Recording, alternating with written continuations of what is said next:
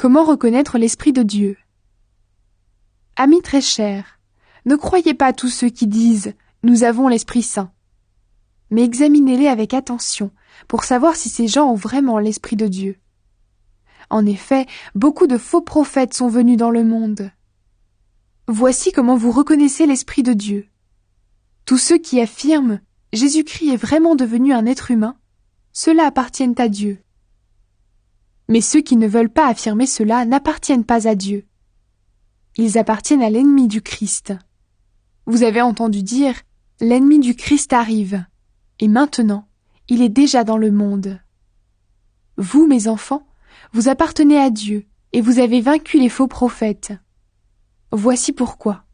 L'Esprit de Dieu qui est en vous est plus puissant que l'ennemi du Christ qui est dans le monde. Les faux prophètes, eux, appartiennent au monde. C'est pourquoi ils parlent comme le monde, et le monde les écoute. Nous, au contraire, nous appartenons à Dieu. Celui qui connaît Dieu nous écoute. Celui qui n'appartient pas à Dieu ne nous écoute pas. Voilà comment nous reconnaissons l'Esprit de Dieu qui est vrai, et l'Esprit du mal qui est menteur. L'amour vient de Dieu. Amis très chers, aimons-nous les uns les autres, parce que l'amour vient de Dieu. Tous ceux qui aiment sont enfants de Dieu, et ils connaissent Dieu. Ceux qui n'aiment pas ne connaissent pas Dieu, parce que Dieu est amour.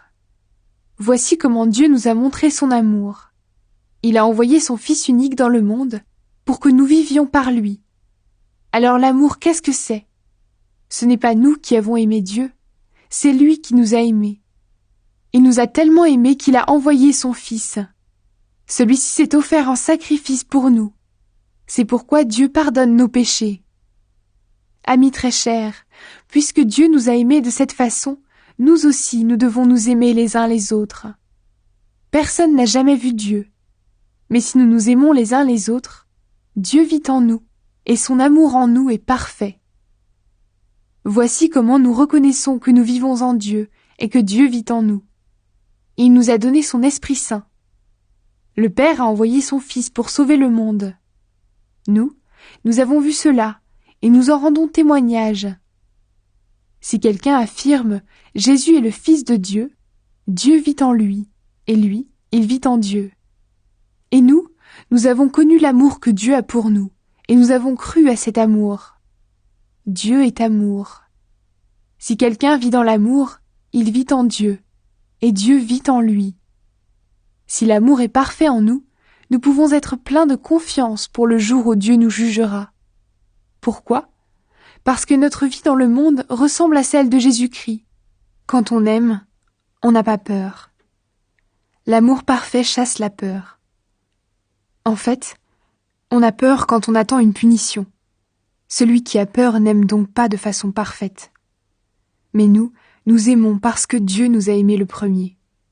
Si quelqu'un dit « J'aime Dieu », et s'il déteste son frère ou sa sœur, c'est un menteur. En effet, celui qui n'aime pas un frère ou une sœur qu'il voit, il ne peut pas aimer Dieu qu'il ne voit pas. Voici le commandement que Dieu nous a donné. Celui qui aime Dieu doit aussi aimer son frère et sa sœur.